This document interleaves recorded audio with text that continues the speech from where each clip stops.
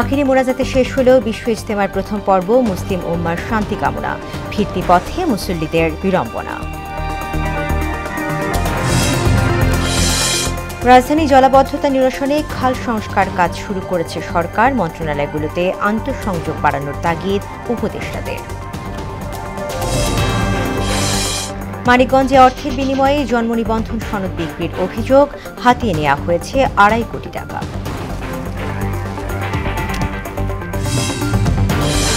এবং সুদানে প্যারামিলিটারি হামলায় নিহত ৫৬, যুদ্ধবিরতির মধ্যে গাজায় ইসরায়েলি বর্বরতায় ৫ জনের মৃত্যু।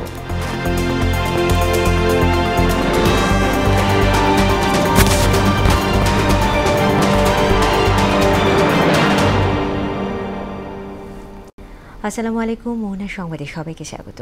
শুনছিলেন শিরোনাম, সঙ্গে আছি তাসমিনা জেরিন। এবার বিস্তারিত। আখেরি মোনাজাতে শেষ হলেও বিশ্ব ইজতেমার প্রথম পর্বের প্রথম ধাপ। এতে মুসলিম উম্মার কল্যাণ সহ দেশ ও বিশ্বের শান্তি কামনা করা হয়। এ সময় আমিন আমিন ধ্বনিতে মুখর হয় তুরাগতীর। পরে সড়ক, নৌ ও রেলপথে বাড়ি ফিরতে শুরু করেন মুসল্লিরা। যানবাহন সংকটে অনেকে হেঁটেই রওনা হন। রিপোর্টার কাজী পাপ্পু ও গাজীপুর প্রতিনিধি আতিক রহমানের সহায়তায় আরও জানাচ্ছেন শারমিন স্বর্ণা। মহান আল্লাহর রহমত, মাগফিরাত ও নাজাত প্রার্থনার মধ্য দিয়ে টঙ্গীর তুরাগতীরে অনুষ্ঠিত হয় বিশ্ব ইজতেমার আখেরি মোনাজাত। রোববার সকাল ৯:১৯টায় শুরু হয়ে মোনাজাত চলে ৯:৩৫ পর্যন্ত। প্রথম পর্বে আখেরি মোনাজাত পরিচালনা করেন তাবলিগ জামায়াতের মাওলানা জুবায়ের আহমেদ। মুসলিম উম্মাহর শান্তি কামনায় দোয়া করা হয়।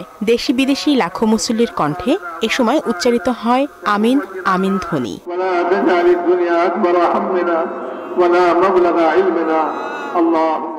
ইজতেমার প্রথম পর্বে অংশ নেন সূরা নিজাম অনুসারী তাবলিগ জামাতের মুসল্লিরা। ইসলামের আদর্শে জীবনকে এগিয়ে নেওয়ার কথা বলেন তারা। যারা দিনের মধ্যে পরিপূর্ণভাবে ইস্তেকামাতের সাথে লেগে থাকবেন, আল্লাহ তাআলা এই দিনের উসিলে আল্লাহ তাআলা সারা পৃথিবীর ভিতর শান্তি কায়েম করে দিবেন। সবাই সম্মিলিত ভাবে আমরা যখন আল্লাহর কাছে চাইবো, আল্লাহ তাআলা আমাদের দোয়াগুলো অবশ্যই কবুল করবেন। আমরা যেন একসাথে মিলেমিশে কাজ করতে পারি দিনের জন্য। মোনাজাত শেষে নানা বিড়ম্বনা সহ্য করে নিজ নিজ গন্তব্যে রওনা হন মুসল্লিরা। সড়ক, রেল ও নৌপথে ছিল বাড়তি ভিড়, ফলে অনেকেই হাঁটতে শুরু করেন।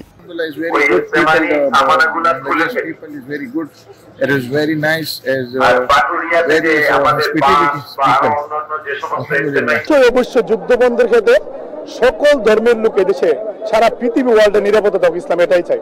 আমরা এই দুনিয়ায় যদি ভালো করে দেখতে পারি, তাহলে আমরা আখিরাতে শান্তিতে থাকতে পারি।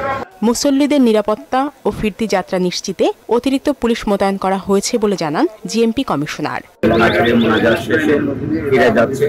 আমাদের এখন কনসার্ন হচ্ছে তারা যেন নিরাপদে ফিরে যেতে পারে। এবারে প্রথম পর্বটি 2 ধাপে হচ্ছে, এরপরে আবার 3 তারিখ থেকে আরেকটি ধাপ তৈরি হবে, যার জন্য পুলিশকে বাড়তি ডিউটিতে রাখতে হচ্ছে। ৩ ফেব্রুয়ারি বাদ মাগরিব শুরু হবে ইজতেমার প্রথম পর্বের দ্বিতীয় ধাপ। ৫ ফেব্রুয়ারি আখেরি মোনাজাতের মধ্য দিয়ে শেষ হবে সূরা নিজাম অনুসারীদের ইজতেমা। এরপর ১৪ ফেব্রুয়ারি শুরু হবে মাওলানা সাদ অনুসারীদের ইজতেমা। পরে আখেরি মোনাজাতের মধ্য দিয়ে ১৬ ফেব্রুয়ারি শেষ হবে এবারের ৫৮তম বিশ্ব ইজতেমার আনুষ্ঠানিকতা। শারমিন স্বর্ণা, মোহনা সংবাদ। দর্শক, ইজতেমা প্রাঙ্গণে আছেন সহকর্মী কাজী পাপ্পু, সরাসরি যুক্ত হব তার সঙ্গে।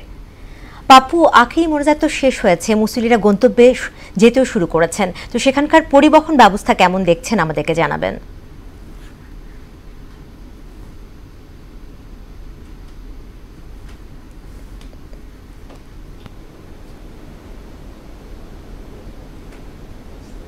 মোনাজাতের মধ্য দিয়ে প্রথম পর্ব শেষ হয়েছে, দ্বিতীয় পর্ব আবার সামনের সপ্তাহে শুক্রবার থেকে শুরু হবে এবং আগামীকাল থেকে কিন্তু দ্বিতীয় পর্বের যে জেলাগুলো রয়েছে, অর্থাৎ 22টি জেলা তারা অংশগ্রহণ করবেন দ্বিতীয় পর্বে। সেই 22টি জেলার লোকজন কিন্তু চলে আসবেন এবং আজকে আখেরি মোনাজাত শেষ হওয়ার পর কিন্তু যারা মুসল্লি রয়েছে তারা তাদের যে আসবাবপত্র সবকিছু নিয়ে কিন্তু তারা তাদের গন্তব্যের দিকে রওনা দিয়েছে। কিছু মানুষ আমরা দেখেছি যারা আগে থেকে এসেছেন তারা তাদের বাস কিংবা এই ব্যবস্থা আগে সেই বাসের ব্যবস্থা করে যাচ্ছেন।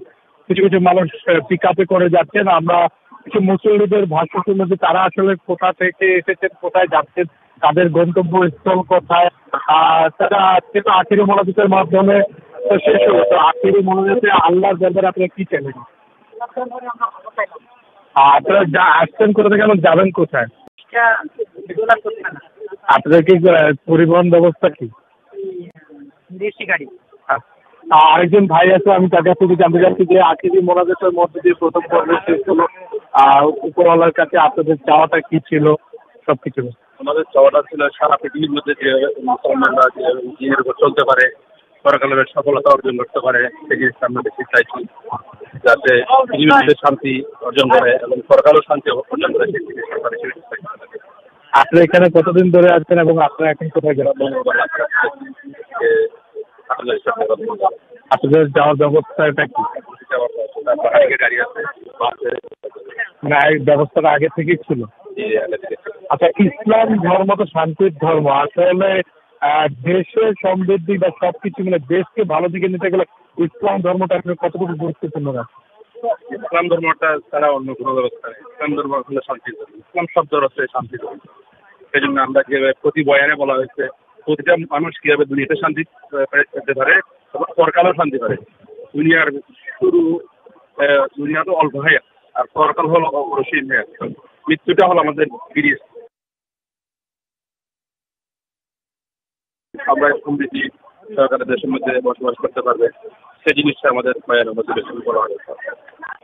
যেদিন আপনি যেমনটি শুনলেন যে মানুষজন যেভাবে বললো যে তারা আসলে আজকে যে আখিরি মোনাজাতে কিন্তু মাওলানা জুবায়েরও দেশের সমৃদ্ধি, মুসলিম জাতি উম্মার যাতে যে আমরা যে বিশৃঙ্খলার ভিতরে থেকে আমাদের মুসলমান জাতির উপরে বিভিন্ন ইহুদি রাষ্ট্রগুলো যে নির্যাতনের শিকার করে, আসলে সেই নির্যাতন মুসলমান জাতি সেটা সবসময় সব ভালোভাবে থাকে এবং দেশ গঠনের জন্য আসলে ইসলাম ধর্মটা অনেক ভালোভাবে থাকতে হবে এবং দেশ গঠনের জন্য আসলে ইসলাম ধর্মটা অনেক গুরুত্বপূর্ণ ভূমিকা পালন করে এবং ইসলামের শাসন আমল ইসলামের মতো যদি করে চলতে চায় তাহলে দেশেরও সমৃদ্ধি হবে, এরকম কিন্তু মুসল্লিরা বলছেন। আমরা আরো কিছু মুসল্লির কথা শুনবো আর কি এই মুহূর্তে, যে তারা কি বলতে চাচ্ছেন যে আখিরি মোনাজাত শেষ হলো, তারা কি বলবেন আর কি, যে আখিরি মোনাজাত তো আজকে শেষ হলো, মোনাজাতে আসলে উপরওয়ালার কাছে কি চাইলেন? মোনাজাতে তো আসলে বড়রা চাইছেন যে দেশের শান্তি কিভাবে হয় এবং দেশের কিভাবে হেফাজত হয়, কারো কোনো শত্রু যেন বদনজর বা কুদৃষ্টি বা শত্রু যেন আমরা কোনো সম্মুখীন না হই, এই জন্য আসলে আমাদের বড়রা দোয়া করছেন, এটা বারবার বলছেন এবং আমাদের নিজেদের নিরাপত্তার জন্য, দেশের নিরাপত্তার জন্য, শান্তি কামনার জন্য দোয়া করছেন, যাতে সমস্ত মুসলমানদের মধ্যে শান্তি আসে, ইত্তেফাক আসে, অর্থাৎ আমরা সবাই যেন মিলেমিশে চলতে পারি। এটা যারা আজকে উশৃঙ্খলা সৃষ্টি করতেছে, এরা যেন আল্লাহ তাআলা এদের উশৃঙ্খলা থেকে মুসলিম উম্মাহকে হেফাজত করে, হ্যাঁ, এই জন্য বড়রা দোয়া করছেন। ঠিক আছে, আপনাকে ধন্যবাদ।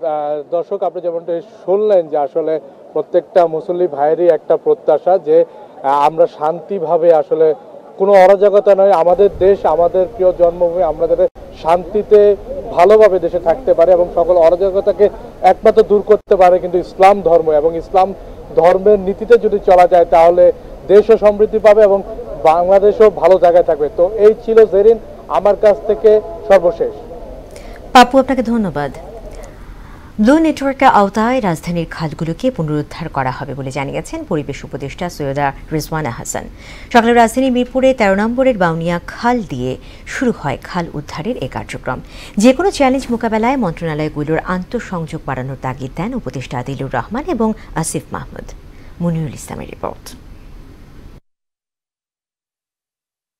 দখল দূষণে মৃতপ্রায় রাজধানীর খাল দেখলে বোঝারই উপায় নেই যে স্বাধীনতার পর ঢাকায় খালের সংখ্যা ছিল ৫৭টি, বর্তমানে যা নেমে এসেছে ২৬টিতে। গবেষণা প্রতিষ্ঠান RDRC বলছে শুধুমাত্র ১৫ খাল খনন করতে পারলেই দূর হবে ঢাকার ৮০% জলাবদ্ধতা। এমন বাস্তবতায় ব্লু নেটওয়ার্কের আওতায় ১৯ খাল উদ্ধারের উদ্যোগ নেয় সরকার। কার্যক্রম উদ্বোধন করেন পরিবেশ, গৃহায়ন এবং স্থানীয় সরকার উপদেষ্টা। মিরপুরের বাউনিয়া খাল দিয়ে শুরু হয় পুনরুদ্ধার কার্যক্রম। ক্রিয়া উপদেষ্টা আসিফ মাহমুদ বলেন, যত বাধাই আসুক না কেন ব্লু নেটওয়ার্ক বাস্তবায়ন করা হবে। আমরা যদি ঢাকা শহরকে একটা মানবদেহের সাথে তুলনা করি তাহলে খালগুলো হচ্ছে এর রক্ত প্রবাহের শিরা উপশিরার মতো। খালগুলোকে পুনরুদ্ধার এবং সংরক্ষণের একটা উদ্যোগ হচ্ছে ব্লু নেটওয়ার্ক, যার অধীনে 19টি খালকে পুনরুদ্ধার করা হবে। শুধু ঢাকাই নয়, সারা দেশের নদী নালা আর খাল উদ্ধারের এই অভিযান চলমান থাকবে বলে জানিয়েছেন শিল্প উপদেষ্টা আদিলুর রহমান। খাল বিল নদী নালা দখলমুক্ত করে ফেলার উদ্যোগ নেওয়া হয়েছে, এই উদ্যোগ চলমান থাকবে। 6 খাল দিয়ে শুরু হলেও চলতি মাসেই দখলমুক্ত করা হবে আরো 4টি, আর মার্চের মধ্যেই উদ্ধার করা হবে বাকি 9 খাল, জানালেন পরিবেশ উপদেষ্টা রিজওয়ানা হাসান। আপাতত তো 6টা, আশা করি এই মাসে আমরা আরো 4টার কাজ হাতে দেব এবং এই বর্ষার আগেই বাকি 9টার কাজও আমরা শুরু করে দিতে পারবো। আগামী বাজেটকে সামনে রেখে খাল পুনরুদ্ধারে অর্থ বরাদ্দ দেওয়ার কথা জানান উপদেষ্টা। আমরা চাচ্ছি যে খালের পাড়গুলোতে সবুজ ফিরিয়ে আনতে পারি কিনা আমরা, আর খালের মধ্যে একটু মাছ আনা যায় কিনা। এই খালে তো সম্ভবই না, চোখেই দেখা যাচ্ছে। সুনির্দিষ্ট আরো কিছু কাজ করতে হবে, সেটা ঠিক করে আগামী বাজেটকে সামনে রেখে আমরা কাজগুলো ঠিক করে তখন এগুলো সম্পূর্ণ পুনরুদ্ধারের জন্য আমরা অর্থের সংস্থান করতে পারবো বলে আশা করি। পরে এক্সকেভেটরে উঠে উদ্ধার কার্যক্রমের উদ্বোধন করেন রিজওয়ানা হাসান সহ 3 উপদেষ্টা। মনিরুল ইসলাম, মোহনা সংবাদ, ঢাকা। বায়ু দূষণে আজ বিশ্বের সবচেয়ে দূষিত শহরের শীর্ষে ঢাকা। দূষণ পর্যবেক্ষণকারী সংস্থা IQAir এর তথ্য অনুযায়ী ঢাকার বায়ুমান বিপজ্জনক। সকালে AQI স্কোর ছিল 374, দ্বিতীয় স্থানে আছে মিয়ানমারের রাজধানী ইয়াঙ্গুন, সেখানকার AQI রেকর্ড করা হয় 216।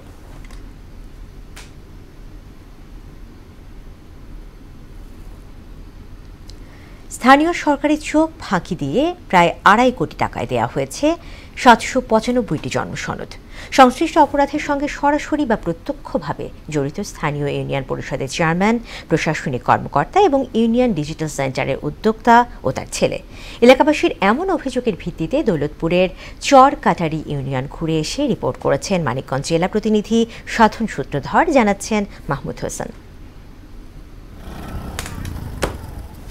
মানিকগঞ্জের দৌলতপুর উপজেলার চরকাটারি ইউনিয়ন ভৌগোলিক আয়তন 27.5 বর্গ কিলোমিটার। 2011 সালের আদমশুমারি অনুযায়ী এখানে মোট 13,849 জনসংখ্যার মধ্যে নারী ভোটার 6,976 ও পুরুষ ভোটার 6,873। অভিযোগ উঠেছে সে সময় এলাকাবাসী ছাড়াও বহিরাগতদের জন্ম নিবন্ধন করেছেন ইউপি চেয়ারম্যান, প্রশাসনিক কর্মকর্তা এবং ইউনিয়ন ডিজিটাল সেন্টারের উদ্যোক্তা। বিষয়টি গোপনই থেকে যেত যদি না এই ইউনিয়নের নতুন প্রশাসনিক কর্মকর্তা যোগদান করতেন। তিনি দেখতে পান 795 জনের নামে জন্ম নিবন্ধন করা হলেও রাখা হয়নি কোনো নথিপত্র। এটা আমরা জানি না, মোটেই জানি না। আমরা শুনছি 795 জন। চেয়ারম্যান বলছে যে আমি জলিল আর হলো ওই উদ্যোক্তা দায়ী, আপনারা মেম্বাররা কেউ দায়ী নয়। 795টা ভুয়া জন্ম নিবন্ধন করছে। কম্পিউটার এরা দুজনে মিলে কোটি কোটি টাকা হাতে আনিছে। বিষয়টি জানতে চাইলে প্রথমে এড়িয়ে যাওয়ার চেষ্টা করলেও পরে ঘটনার সত্যতা স্বীকার করেন ইউপি চেয়ারম্যান আইয়ুব আলী এবং অভিযুক্ত সাবেক সচিব আলমগীর হোসেন। 23 সালের ডিসেম্বরের 6 তারিখ থেকে এগুলো শুরু হয়েছে। তারপরে এই যে 20 তারিখ, গত মাসের 20 তারিখ উদ্যোক্তা মানে এই করে আমার আইডি পাসওয়ার্ড ব্যবহার করে এই কাজগুলো আমাদের অগোচরে, আমাদের জানাই নাই, আমাদের অগোচরে এই কাজগুলো করছে, পরে নিজে সে স্বীকারও গেছে। এ বিষয়ে তদন্ত করে ব্যবস্থা নেয়ার আশ্বাস দিয়েছে স্থানীয় প্রশাসন। চরকাটারি ইউনিয়ন পরিষদে 795 জনের একটা নিবন্ধন, অবৈধভাবে নিবন্ধনের একটা অভিযোগ আমার কাছে এসছে। তো এই বিষয়ে আমরা উদ্যোক্তা কর্তৃপক্ষকে জানিয়েছি। তো আমরা যদি লিখিত কোনো অভিযোগ পাই এলাকাবাসীর কাছ থেকে আমরা অবশ্যই ব্যবস্থা নেব। ভুয়া জন্ম নিবন্ধনের বিষয়টি আমরা তদন্ত সাপেক্ষে দায়ীদের বিরুদ্ধে ব্যবস্থা নেওয়ার কার্যক্রম প্রক্রিয়াধীন আছে। জন্ম নিবন্ধন জালিয়াতির ঘটনায় জড়িতদের দ্রুত বিচারের কাঠগড়ায় দেখতে চান মানিকগঞ্জের বাসিন্দারা। মাহমুদ হোসেন, মোহনা সংবাদ। দেশের বাইরের খবর। সুদানের ওমদুরমান এলাকায় একটি কাঁচাবাজারে গোলাবর্ষণ এবং বিমান হামলার ঘটনায় অন্তত 56 জন নিহত হয়েছে। নিহতের সংখ্যা আরও বাড়তে পারে বলে আশঙ্কা করা হচ্ছে। স্থানীয় সময় শনিবার এই হামলার ঘটনা ঘটে। সুদানের স্বাস্থ্য মন্ত্রণালয় বলছে কাঁচাবাজারে হামলার ঘটনায় আরও অন্তত 158 জন আহত হয়েছে। ধারণা করা হচ্ছে সুদানের সক্রিয় প্যারামিলিটারি দল র্যাপিড সাপোর্ট ফোর্সে হামলার পেছনে জড়িত। ফিলিস্তিনের জেনিনে ইসরায়েলি সামরিক বাহিনীর বিমান হামলায় কিশোরসহ 5 জন নিহত হয়েছে। এই সামরিক অভিযানকে আয়রন ওয়াল নামে অভিহিত করেছে ইসরায়েল। এদিকে দেশটির প্রধানমন্ত্রী বেনিয়ামিন নেতানিয়াহু সোমবার গাজা যুদ্ধবিরতির দ্বিতীয় ধাপের আলোচনা শুরু করবেন বলে জানিয়েছে নেতানিয়াহুর কার্যালয়। অন্যদিকে ইউক্রেনে ক্ষেপণাস্ত্র ও ড্রোন হামলা চালিয়েছে রাশিয়ার সামরিক বাহিনী। এতে অন্তত 15 জন নিহত এবং আহত হয়েছে 16 জন। বিস্তারিত কাজী শাহরিনের ডেস্ক রিপোর্ট। গাজায় যুদ্ধবিরতি চললেও ইসরায়েলি সামরিক বাহিনীর অভিযান থেমে নেই। নতুন করে ফিলিস্তিনের পশ্চিম তীরের জেনিনে হামলা শুরু করেছে ইসরায়েল। শনিবার জেনিন জুড়ে বিচ্ছিন্ন হামলা চালায় ইসরায়েলি বাহিনী। এতে 16 বছর বয়সী কিশোরসহ অন্তত 5 জন নিহত হয়, আহত হন অনেকে। জেনিনে ইসরায়েলি সামরিক বাহিনীর এ অভিযানকে আয়রন ওয়াল নামে অভিহিত করা হয়েছে। জেনিনের পাশাপাশি টুলকার্ম শহর এবং এর আশ্রয় কেন্দ্রগুলোতে টানা 6 দিন ধরে সামরিক অভিযান চালিয়েছে ইসরায়েলি বাহিনী। সেখানে বহু ফিলিস্তিনিকে ঘরবাড়ি ছাড়তে বাধ্য করেছে তারা। এদিকে সোমবার গাজায় যুদ্ধবিরতির দ্বিতীয় ধাপ নিয়ে ওয়াশিংটনে মার্কিন মধ্যপ্রাচ্য দূত স্টিভ উইটকফের সঙ্গে আলোচনা করবেন নেতানিয়াহু। সেখানে যুদ্ধবিরতির বিষয়ে ইসরায়েলের অবস্থান তুলে ধরবেন তিনি। এরপর উইটকফ মিশর ও কাতারের কর্মকর্তাদের সঙ্গে এ বিষয়ে আলোচনা করবেন। অন্যদিকে থেমে নেই ইউক্রেন রাশিয়া যুদ্ধ, চলছে হামলা ও ধ্বংসযজ্ঞ। ইউক্রেনে আবার ক্ষেপণাস্ত্র ও ড্রোন হামলা চালিয়েছে রুশ বাহিনী। এতে অন্তত 15 জন নিহত হয়েছে, আহত হয়েছে 16 জন। ইউক্রেনের বিমান বাহিনীর তথ্য মতে শনিবার ইউক্রেন জুড়ে 123টি ড্রোন এবং 40টিরও বেশি ক্ষেপণাস্ত্র হামলা চালায় মস্কো। এ হামলায় 18টি আবাসিক ভবন সহ বিভিন্ন জ্বালানি অবকাঠামো ক্ষতিগ্রস্ত হয়। ইউক্রেনের প্রেসিডেন্ট জেলেনস্কি এ ঘটনায় তীব্র নিন্দা জানান। কাজী শাহরিন, মোহনা সংবাদ। নিয়মনীতির তোয়াক্কা না করে ফেনীতে যত্রতত্র গড়ে উঠেছে অবৈধ ইটভাটা। পরিবেশ অধিদপ্তরের কর্মকর্তাদের ম্যানেজ করে এসব ভাটা গড়ে তুলেছেন স্থানীয় প্রভাবশালীরা। অধিকাংশ ভাটা গড়ে উঠেছে বাড়ির আশপাশে। এসব ভাটার কারণে বিরূপ প্রভাব পড়ছে জনস্বাস্থ্য এবং পরিবেশে। এ কারণে রহস্যজনক কারণে নির্বিকার সংশ্লিষ্ট কর্তৃপক্ষ। সুরঞ্জিত নাগের প্রতিবেদন, জানাচ্ছেন শারমিন স্বর্ণা। ফেনী জেলায় মোট ইটভাটা রয়েছে 102টি। জেলার 45টি বৈধ ইটভাটা এবং 57টি অবৈধ ইটভাটা রয়েছে।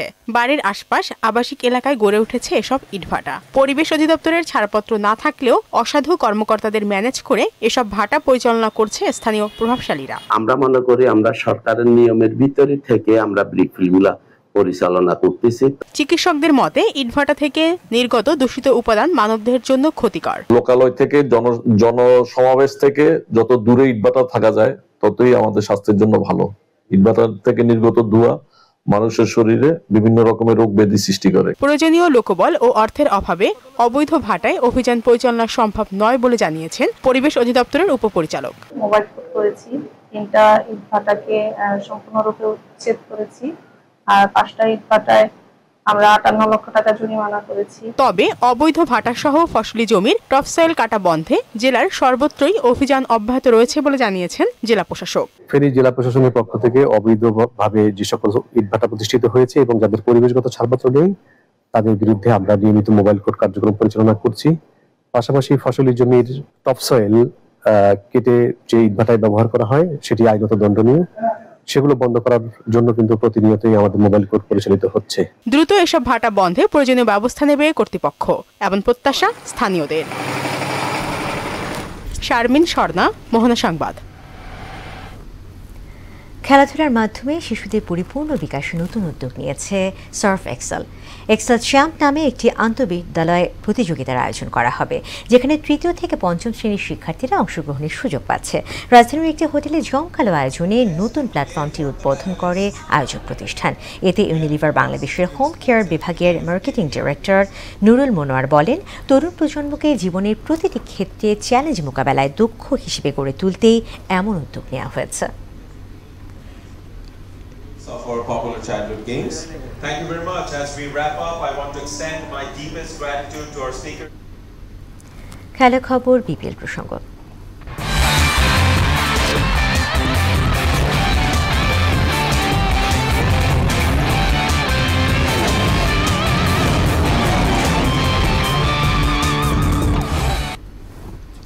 চূড়ান্ত হয়েছে বিপিএল এর প্লে অফ লাইন আপ। প্রথম কোয়ালিফায়ারে ফরচুন বরিশালের প্রতিপক্ষ চিটাগাং কিংস এবং এলিমিনেটরে রংপুর রাইডার্স মোকাবেলা করবে খুলনা টাইগার্সকে। কোয়ালিফায়ারে বিজয়ী দল সরাসরি চলে যাবে শিরোপা লড়াইয়ের মঞ্চে, আর এলিমিনেটরের জয়ী দলকে খেলতে হবে দ্বিতীয় কোয়ালিফায়ারে। প্লে অফের আদ্যপান্ত নিয়ে জানাচ্ছেন মুদাসসির আলী। বিপিএল এর 11তম আসরে রংপুর রাইডার্স যেন এগিয়ে থেকেও ঝিমিয়ে পড়া এক খরগোশ। লিগ পর্বে টানা 8 ম্যাচ ধরে জয়ের ধারা অব্যাহত রেখে সবার আগে প্লে অফ তো বটেই, প্রথম কোয়ালিফায়ারের দল হিসেবে এগিয়ে ছিল তারা, কিন্তু শেষ দিকে একের পর এক ম্যাচ হেরে এখন খেলতে হচ্ছে এলিমিনেটরে। অথচ লিগ পর্বে ফরচুন বরিশাল মোট 3 হারের মধ্যে 2 বার হেরেছে রংপুরের কাছে। তবে প্লে অফের দৌড়ে ঝিমিয়ে পড়েনি বরিশাল, পরে রংপুরকে টপকে টেবিলের শীর্ষে উঠে যায় তারা। এখন প্লে অফের প্রথম কোয়ালিফায়ারের দল বরিশাল। এদিকে লিগের শেষ দিকের সাফল্যে প্লে অফে ভালো অবস্থানে এসেছে চিটাগাং। রংপুর ছন্দ হারানোয় কপাল খুলে যায় তাদের। 8 জয় 4 পরাজয় মিলিয়ে রংপুরের সমান 16 পয়েন্ট হলেও রান রেটে এগিয়ে যায় চিটাগাং। লিগ পর্বের শেষ ম্যাচে বরিশালকে হারিয়ে কোয়ালিফায়ারের দ্বিতীয় দল হিসেবে জায়গা করে নেয় চিটাগাং। খুলনা ছিল টানাটানি অবস্থানে। নিজেদের শেষ লড়াইয়ে ঢাকার বিপক্ষে জয়টা ছিল অত্যাবশ্যক, তাতে সফল হয় তারা। এতে দুর্বার রাজশাহীর সঙ্গে পয়েন্ট যুদ্ধে জিতে যায় খুলনা। সমান 12 পয়েন্ট হলেও রান রেটেই রাজশাহীকে কাঁদিয়ে চতুর্থ ও শেষ দল হিসেবে এলিমিনেটরে পা রাখে তারা। প্লে অফে প্রথম কোয়ালিফায়ারে বিজয়ী দল সরাসরি চলে যায় ফাইনালে। হেরে গেলেও সুযোগ পায় দ্বিতীয় কোয়ালিফায়ারে খেলার, আর এলিমিনেটরে হেরে গেলেই বাদ। তবে এলিমিনেটরের বিজয়ী দল দ্বিতীয় কোয়ালিফায়ারে জিতে নিশ্চিত করতে হয় ফাইনাল। সুতরাং বলার অপেক্ষা রাখে না বরিশাল ও চিটাগাংয়ের একবার সুযোগ থাকলেও রংপুর ও খুলনার জন্য এখন কেবল বাঁচা মরার লড়াই। মুদাসসির আলী, মোহনা সংবাদ। শেষ করব মোহনা সংবাদ, যাবার আগে শিরোনামগুলো আরো একবার।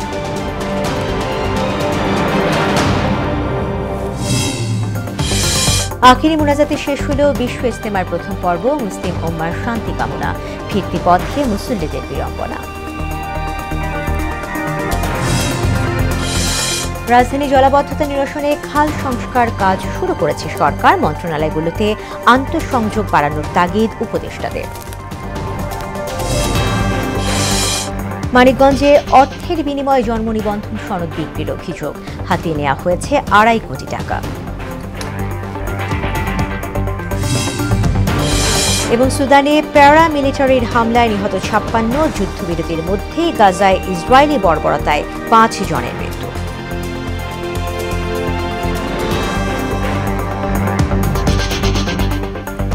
দর্শক, এই ছিল মোহনা সংবাদ। পরবর্তী সংবাদ বিকেল 5:30টায়। এর আগে সংবাদ এক নজরে দেখবেন বেলা 3টায়। এছাড়া মোহনার সবশেষ খবর জানতে ভিজিট করুন www.mohana.tv। সংবাদ দেখতে পারেন আমাদের ফেসবুক পেজ ও ইউটিউবেও। এতক্ষণ সঙ্গে থাকার জন্য ধন্যবাদ।